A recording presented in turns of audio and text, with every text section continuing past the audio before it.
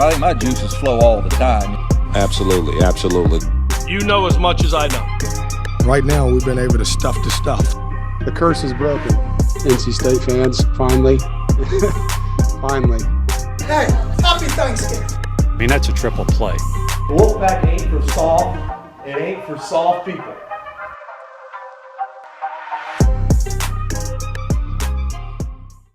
Welcome back to another edition of Law of the Wolf. I'm your host, Joe Giglio. This is our NC State podcast here at the OG Media Company. It's football season, and it's not only game week, it's Notre Dame week. NC State taking on Notre Dame on Saturday at Carter Finley Stadium. It's a noon kick, ABC. This is one heck of a way to open the home schedule. And NC State this year, home schedule's got Notre Dame, they got Clemson, they got Miami, they got Carolina. Can't ask for much more than that. It all starts on Saturday at noon with the Fighting Irish, who are 2-0 on the season coming into town.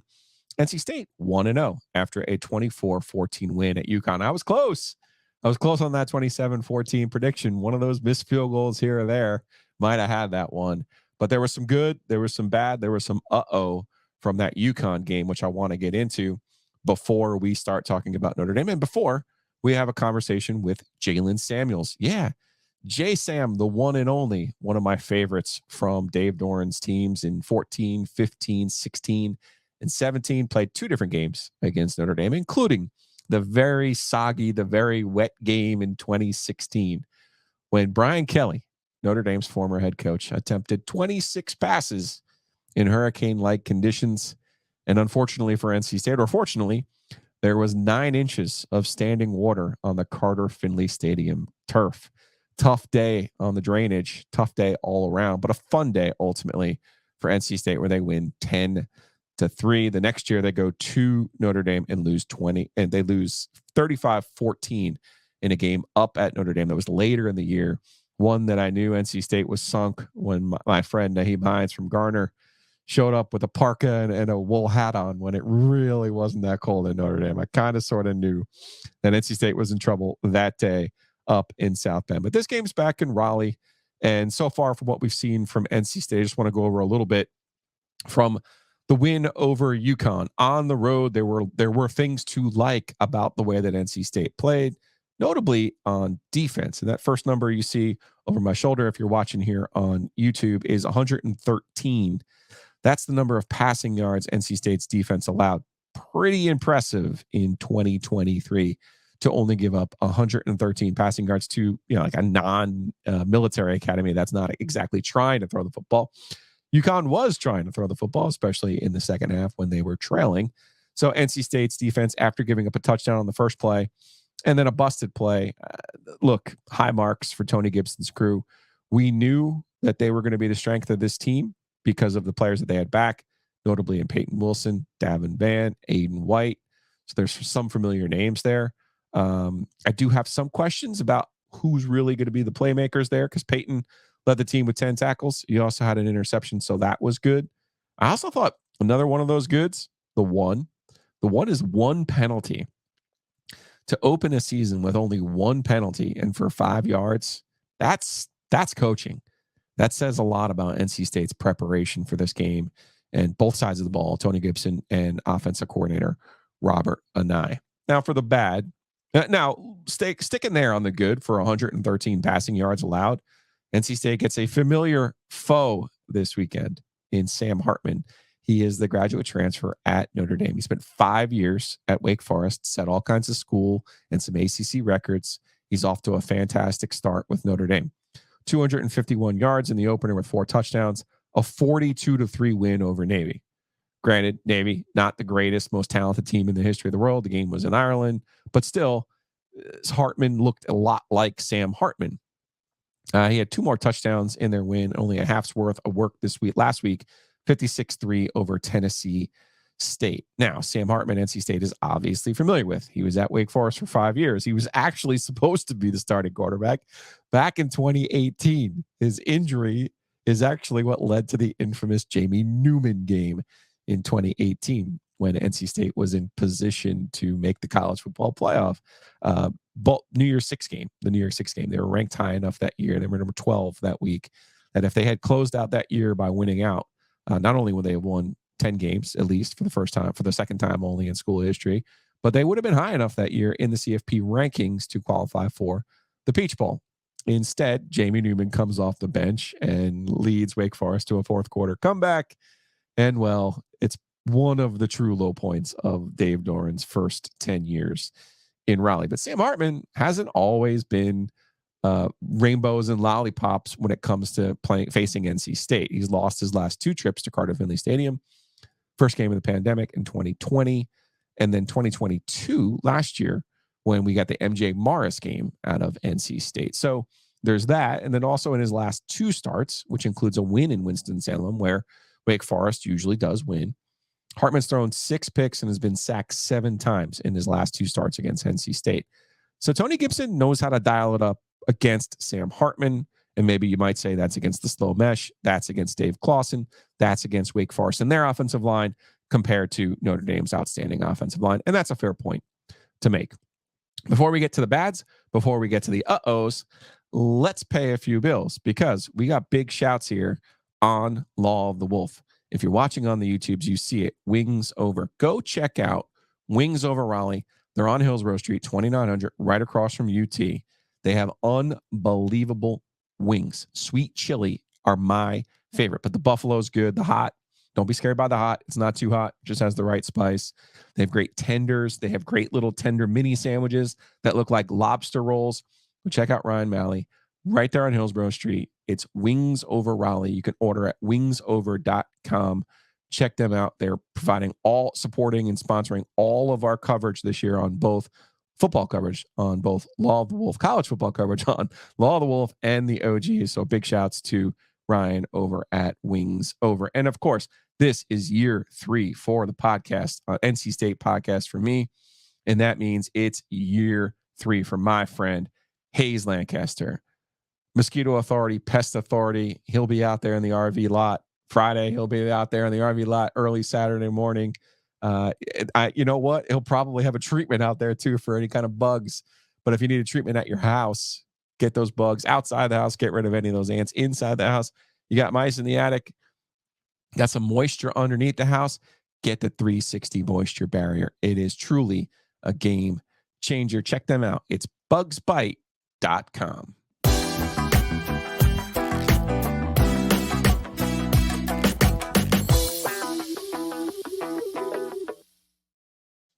All right, let's get into some of the bad parts from NC State's 24-14 win over UConn in the season opener.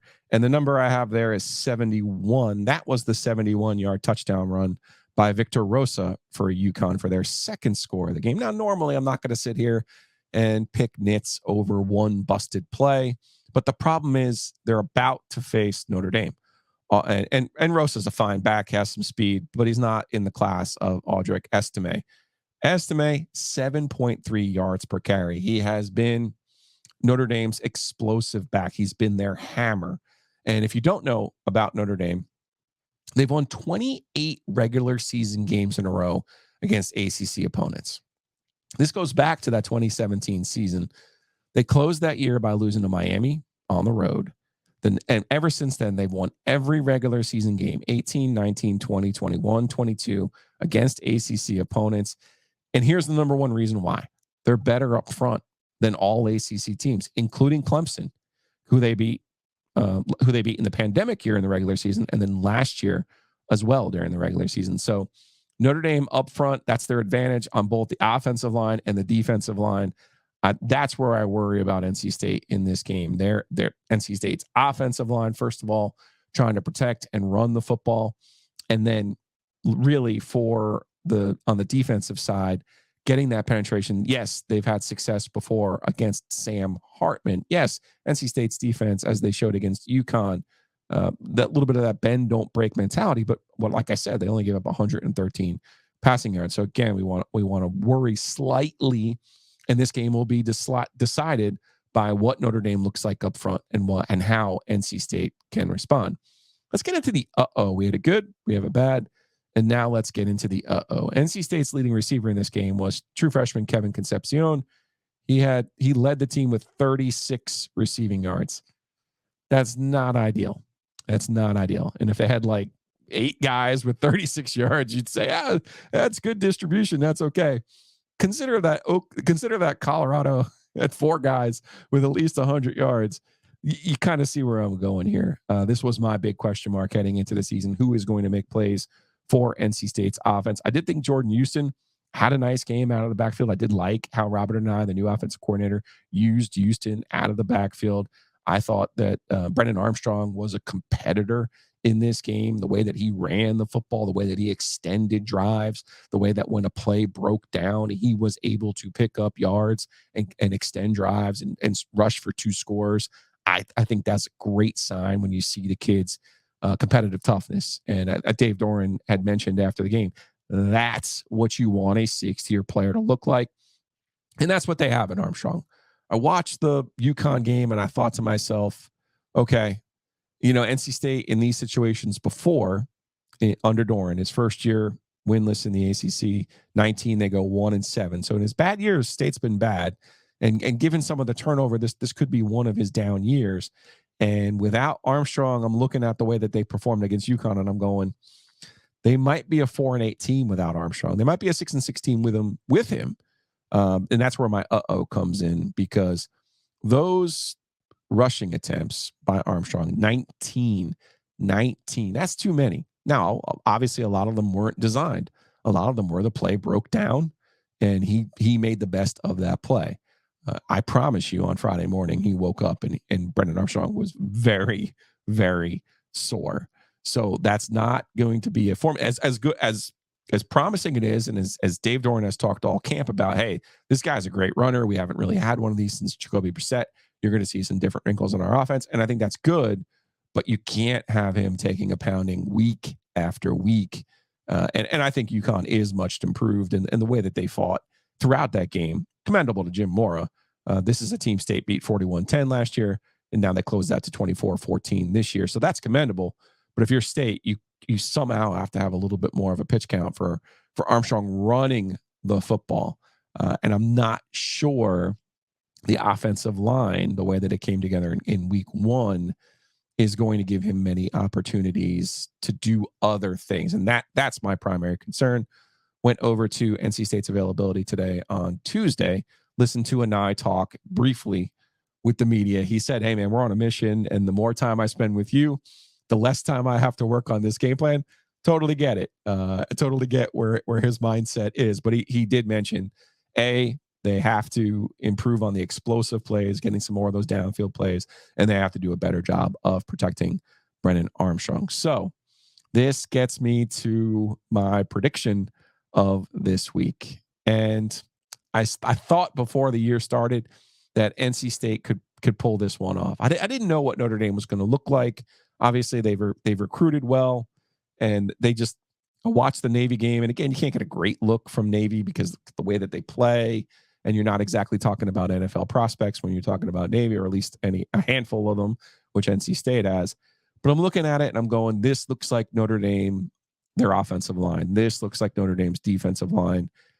We saw this in 17 when State went up there and they couldn't push them around, and they didn't match their intensity. Now, after watching Duke against Clemson, if State comes out that way, the way that Duke came out and decided, hey, we're tired of you, Notre Dame, coming into the ACC, telling us what to do and beating us up and winning 28 straight games. I think if they come out with that attitude, they really pour it out.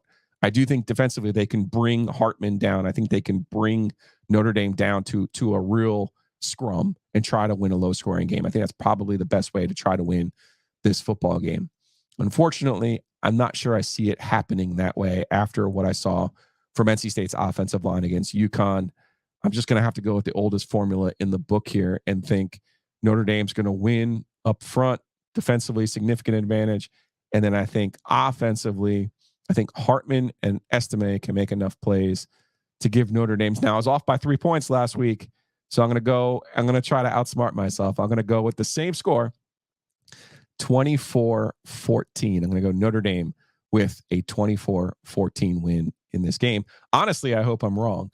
I do remember in 17 for the News and Observer, I picked State to win at Notre Dame. And I remember being on the plane. We flew back from out of Chicago, and there were a lot of State fans on the plane, and there was a bunch of them already sitting on the plane when I walked on. And Dallas Woodhouse, friend of my family's, he goes, "Oh, there's Joe Giglio. He picked us to beat Notre Dame. I wish he was right." So maybe this time I'll be wrong. Maybe I'll be wrong again, but this one does feel like a 24-14 Notre Dame win, and they extend that ACC regular season winning streak. Hopefully it turns out like the last trip by Notre Dame to Raleigh, a 10-3 NC State win. Jaylen Samuels played in that game, was waterlogged in that game, was cold, super cold in that game, was impressed by the number of State fans that were at that game. How could you not be impressed? Right after these words from our sponsors, we will have a great conversation with the one and the only JaySam.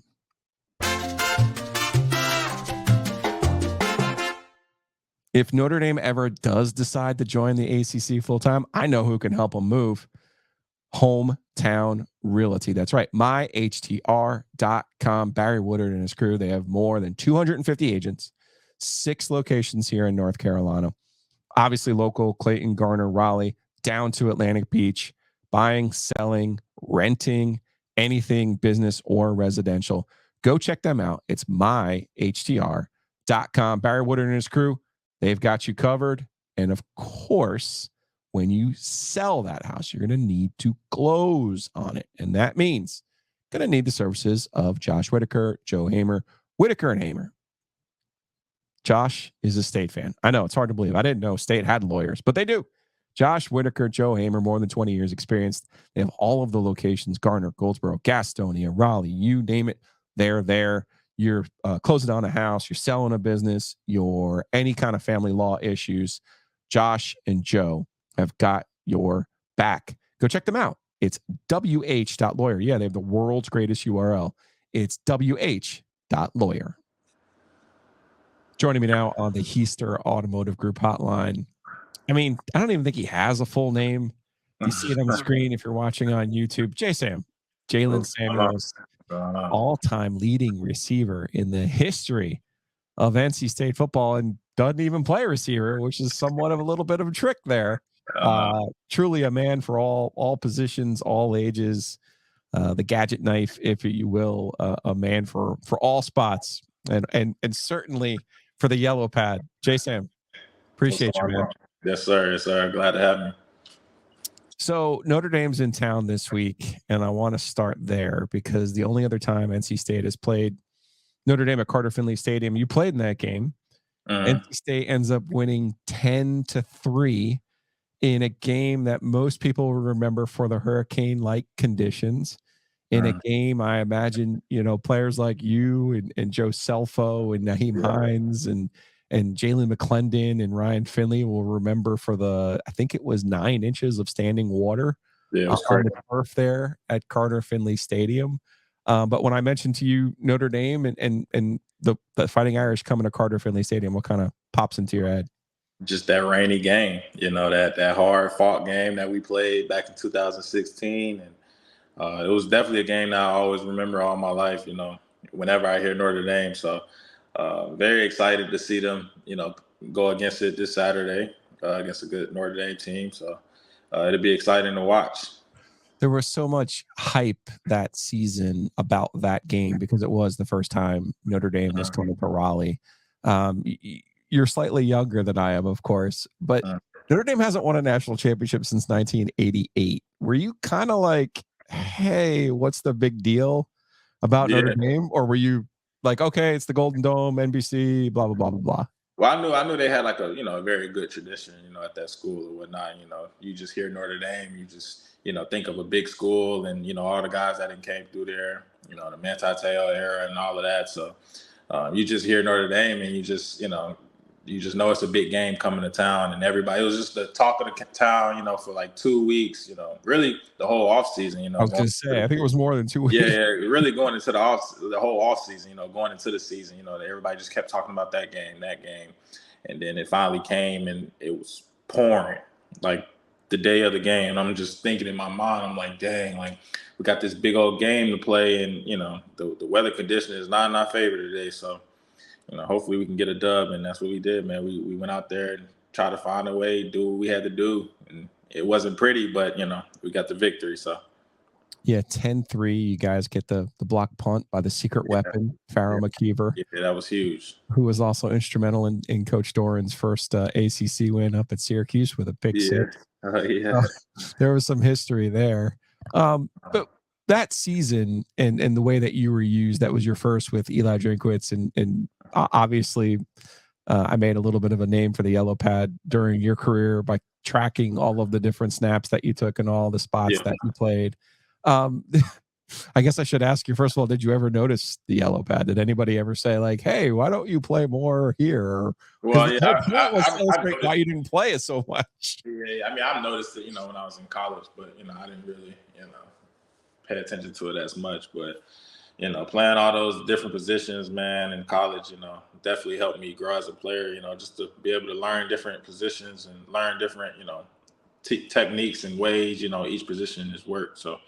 It was pretty cool, man. There's a lot on my plate, but I was able to handle it. So for that season where you guys, that's the year of the Clemson game down there. That's the year of beating Notre Dame. That's the year of beating Carolina over in Chapel Hill to really kind of keep Coach Doran his job. But that Notre Dame game, just getting back to kind of the hype around it. Your family's from Charlotte. Your mom, comes to all the games. Like, was that one of those games that you had to like go out and get a bunch of tickets for? No, not really. For me in college, man, it was really just mainly my mom and my dad. My brothers would come up sometime, a couple of family members, but really for the most part, just my mom and dad was my biggest supporters. They came to every game. They never missed a game in college. So, I have friends come in town, here and now and then. So it was cool. Though. I didn't have that many tickets that I could remember. For that game in particular, do you remember like looking up in the stands and going like, what are all of these people doing here? Because I'm like, man, they better than me, man. Yeah, I was just thinking like they're way better than me because there ain't no way I'm just standing in this cold rain, and just it wasn't just raining. It was really like out there storming bad. So I salute them for sure. But it was a good scene. You didn't fumble in that Notre Dame game in the rain. Like I got to imagine, and you played some in the snow in Pittsburgh. I remember some of those games. I got to imagine that was probably some of the more difficult conditions just to hold on to the ball. Though if I'm remembering correctly, you guys did do like wet ball drills that year and that off season. And well, I mean, that's always our biggest focus going into every year was ball security, and especially you playing on the offense side of the ball, taking care of the ball is the main thing. So. Whenever we go into warm-ups and we see, the weather is like the way it was, we put a big emphasis on ball security that day. So, I mean, it was tough for sure, falling into water, big old piles of water with the ball in your hand, got these big old dudes, falling on you. But it was cool. It was cool, I'm just glad I didn't let one go, 7 years later, does it still surprise you that Notre Dame attempted 26 passes in that game? Man, that's crazy. Yeah, I definitely remember who was their quarterback, Kaiser at the time. Yes, Deshaun Kaiser. Yeah, he was just I literally sitting on the sideline like they really are throwing the ball almost every play. That's what it felt like. But it was cool though. It was cool, man. When you think back to your 4 years and all of the production and the numbers that you put up, does one of those years stand out over the other to you? Yeah, my sophomore year for sure. I feel like I took a really big leap my sophomore year. I had a, average, freshman year, got some playing time, scored a couple touchdowns, but I feel like my sophomore year, I really took the next, step in my career and really, put my name on notice. All right. So let's answer a question from your time there. Do you think Matt Canada liked you? Because you ended up with him at Pittsburgh, and I don't. What do you think? Oh man, I mean, I couldn't. The whole game against Mississippi State still stands out in my mind.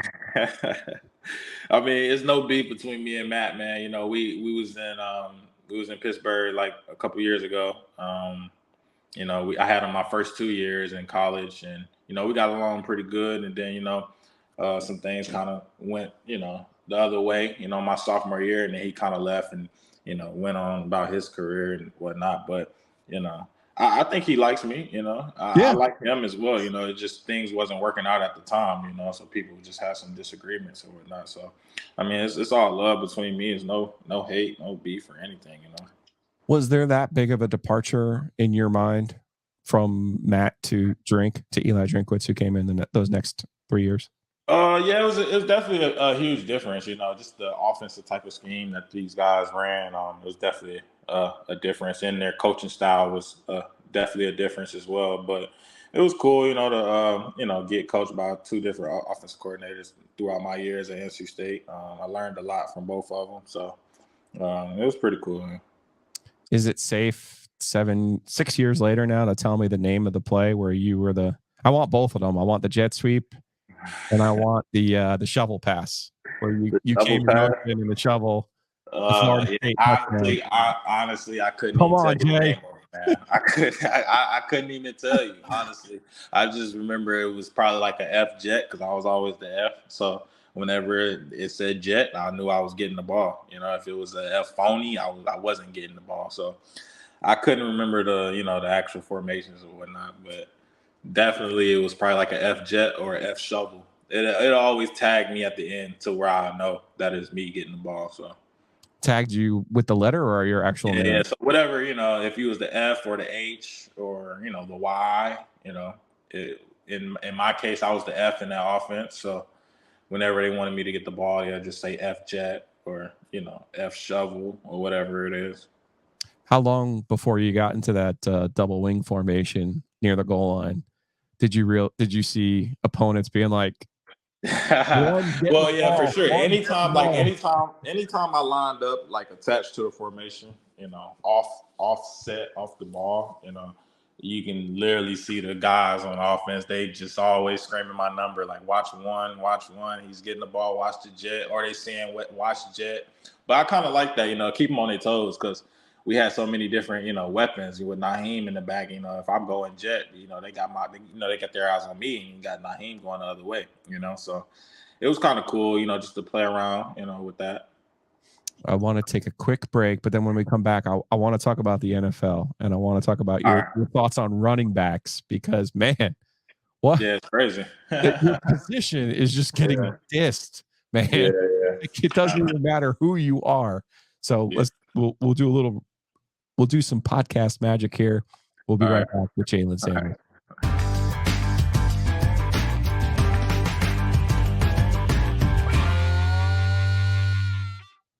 Football season is here. You're going to be at Carter Finley Stadium on Saturday.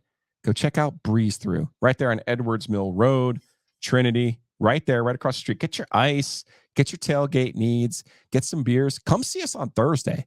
We're doing the show from there. We're doing the OG from there on Thursday morning, 11 to 2. Check us out. $1.76 gas. It's Customer Appreciation Day at Breeze Through. Breeze Through is there wherever you're headed, especially this football season. Football season is here. States at home. We got the NFL this week too. You know what it's time for? It's time for those NFL rookie cards. Go get those quarterbacks. CJ Stroud, Bryce Young, Anthony Richardson. Get them now before those prices go up and up and up. This is the time to get them. Go check out Oak City Sports Cards in downtown Raleigh. They're off of Glenwood Avenue, Weston and Katy. They have a great spot there in downtown. Go check them out. Here's what you need to do. You think your cards have some value? Bring them by. Weston's going to help you get those cards graded. He helped me. I got a fair deal, got an honest deal. I know he'll do the same for you. Go check him out, downtown Raleigh, Oak City Sports Cards, or check him out online, oakcitycards.com. And finally, big shouts to our friends at Home Field Apparel. Here's what you do. Go download that Home Field Apparel app. If I can do it, I know you can do it. It's pretty simple. Go look through all that sweet state merch. They've got a Pack Power shirt that's going to put you right back in 1983. You're going to love it. They got hoodies. They've got hats. They've got shirts. You name it. Use the code OG23. That's OG23. Get yourself 15% off that first order. Go get all your state merch. Get ready for not only the football season, but basketball season, baseball season will be here before you know it. So check them out, homefieldapparel.com, and use the code OG23. We're back on the Heister Automotive Group hotline. Jaylen Samuels, NC State legend. I'm just going to say it. You're there, man. 202 career catches. Ain't no taking your name out of the book now. Let's go. Joining me here on Law of the Wolf, if you haven't, on the YouTubes, subscribe. And on all of your podcast platforms, Apple, Spotify, the Googles, you name it. Please follow, rate us 5 stars only, positive vibes only. You know how this works. So, JaySam, this year in the NFL, this offseason in the NFL, has been like, why does everybody hate the running back position? What is going on? Man, I don't know, man. It's crazy how we're so unappreciated, in the NFL, for so much stuff that we do. I just don't know, why a lot of guys is, getting released and not getting what they want. I don't know. It blows my mind, because running back, we look at that position. People look at that position and think that it's not important, to the offense or just to the team as well. But man, we do so much. I feel like we do so much, to the pass protection, to the running the ball, to the catching the ball, to blocking. There's just so much, value that we bring to the team that I just don't see why, GMs look at us as an important piece to the offense or to the team. So, it's crazy. It's definitely crazy to me. Your first 2 years in the league, you're productive for the Steelers. You got to feel like, all right, I'm fitting in. I got a future in this thing, man. Like, how difficult? Well, those first 2 years, just how difficult was it to kind of carve out your own niche? Yeah, I mean, at my first year, pick, right? Yeah, my rookie year, it was cool, man. I got drafted, came in. I still had to, earn my spot on the team, during training camp and OTAs. But I started to get some respect from the players and the team and the coaches and whatnot during OTAs. And then we got to the training camp and started balling. Once the pads came on, start balling, start doing what I was doing, and got to the preseason, showed them what I could do. Got to the season and did the same thing as well. And I did that for 2 years, and then it was like, man, I'm starting to realize in the league, every year they're trying to, get you out of there. They're looking for that next man every year. So it was like every year when I was in Pittsburgh, they drafted a running back. So they drafted a running back after me. After him, they drafted another running back. So for like 4 years straight, they drafted a running back. And, and me, in my mind, I'm just thinking like, dang, they drafted me like 4 years ago. They was just on me. Like, I'm hot, I'm the hot man in here. And then now it's just like they're trying to weed me out. So it's like, it was just crazy, man, just seeing that and how much of a business this is. And, it's not about talent. I don't feel like it's about talent at all. I don't know what it's about. But when you see a guy like Jonathan Taylor put up the numbers that he did with the Colts and still can't get the type of contract that he I don't understand things like that, man. It's like, because what are they looking for? At this point, it's like, what are they looking for? Are they gonna go get somebody else for cheaper that's gonna do the same, quality of work that he brings to the table? I don't think so. So, yeah, I don't know, man. It just blows my mind. At this point, I feel like it doesn't even come down to talent, man, because there's so many guys out here that got a lot of great talent that's not on teams, man. So, not even on the practice squad, So, I don't know. It's weird to me. We're going back to your pro day, and Belichick was there, and you did so many things in college. I was convinced the Patriots were going to draft you. Were you surprised? Yeah, not for sure. I seen Belichick there, and I talked to him throughout the draft process or whatnot, and a lot of people were saying, "Oh yeah, you fit in the New England system or whatnot, like that fits you really well." And now, me, as a young dude, I'm just hearing all these people say all these different teams. I'm just like, at this point in my head, I'm like, it's whatever who I play for. I just want to play in the NFL. It doesn't really matter. So, when draft day came, I seen them kept picking me up. They kept going over me. And then Pittsburgh called me in the 5th. A team that, I don't even think I ever talked to throughout the whole draft process. And that's what they said. Right? They say it's normally the team that you don't ever talk to in the draft process that drafts you. And I think I might have said Tomlin said one word to me when I was doing like formal meetings at the combine. And he was like, yeah, we'll get back with you like later on. And then that was the only thing he said. And that was the only thing I remember from talking to anybody from Pittsburgh. And then I got drafted by him on draft day. So, yeah, it's kind of crazy, man. I definitely thought I was going to go to New England, just from everybody talking about how I fit the scheme and whatnot. But, man, it's a business, man. I just, it does. For me being in there for 4 years, it don't work like that. How we think it does. So With Tomlin, is he as cool as he appears to be from the outside? Best coach I ever had. That's like one of the realest, realest dudes around. He keep it real with you, and he just showed that he, cares about his players and his teammates, and he's just a real good dude, man. Real genuine dude, laid back, but he also, whenever you're in his meeting, it's like you got to listen to everything he says because you will come out with something that you probably never knew before. It's just really cool. What was the end of the Ben Roethlisberger era like? Oh man, well, when I was there, well, it was cool, man, because I was there for his last year. I believe so. I think I was there for his last year or the year before, but it was cool, man. He was a different dude, man. Coming into the league, watching him growing up as a kid, and then actually being there and being able to play with him, and he taught me a lot of things. He was definitely on our butts, on everybody's butts, and he was a leader, and it was real cool, man. It was real cool just to see that, that legendary from him. For you right now, and you look at someone like Naheem, your classmate, and with his injury, and the challenges that are ahead of him to get back, and you look at the Jonathan Taylor, and the churn in the NFL, what kind of chances do you give yourself? Because you're still young. Yeah. To get back into this thing, does it feel like you need to have the right coach? Does it feel like you just have to have an advocate? Yeah, man. It's like I said, man, it's like I said, I don't think it's based off of talent, man. It's like it's about connections and relationships, and somebody just believing in you. So I just need somebody just to believe in me and actually know what I'm capable of bringing to the team. So I mean, I know it'll definitely be hard trying to get back in it, but I'm ready for whatever, man. I'm still working out. I'm still training hard. I'm still getting treatment. I'm still getting massages. I'm still doing everything as if I was in the NFL right now. So if I was to get that call, like, I'm ready.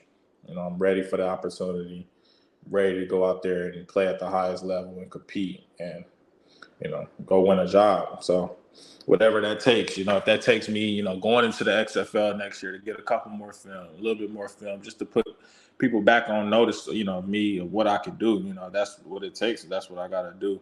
So right now I'm just trying to, stay limber, stay in shape, stay ready for the opportunity. And if it doesn't come, then I'm going to definitely do the XFL next year so I could, get back into this thing, man, because I'm so eager to get back playing. It's been too long, 2 years, going on 2 years now, so it's too long. So, yeah, man, I'm definitely excited. And you're down in Florida? Yeah, I live in Florida now, so got a house out here, not like the beginning of January. So I'm excited. I just live with my girl, and I got my 1-year-old son out here, so it's real cool, man. Just enjoying the dad life. Yeah, enjoying the dad life. Just trying to, keep my head level mind. So it's good, man. Before I let you go, I saw you at the collective event for NC State up here in Raleigh. It was great to catch up with you. What do you think JaySam was worth 2017? What do you, on the NIL market? What do you think you could have gotten? I don't know, man. I know I could have got some type of good money, man. The way they get money now, man, it's crazy. But I don't know, man. Hopefully, I could have got something great. You like that for the players? Huh? You like that for the players, right? Like yeah, that's real cool, thing, man. Right? I think that's real. That's a good idea, man. It's good, cool. It's great for them, just so they can get used to that, before they, reach their next level in career. So you've had a chance to come up to Carter Finley since your last year? But I was definitely planning on trying to catch a game this year, man. I don't know which game. I see they got a couple good home games. Yeah, great home schedule. Clemson and do they play Florida State at home or not on the schedule this year? They got Miami, Clemson, Carolina, Notre Dame, all at home this year. Okay. Yeah, I'm gonna definitely try to check one of those out. Maybe the Clemson or Miami game, but the way Clemson looked yesterday, I don't know if I even want to see them. So you probably owe them one or two, though. Man. Yeah, I was about to say I probably could come and be my only dub. All right, JaySam. Appreciate you, man. Hey, Thank man, you for appreciate taking you. so much time. And we'll catch up soon, I hope. Yes, sir, for sure. Appreciate you, man.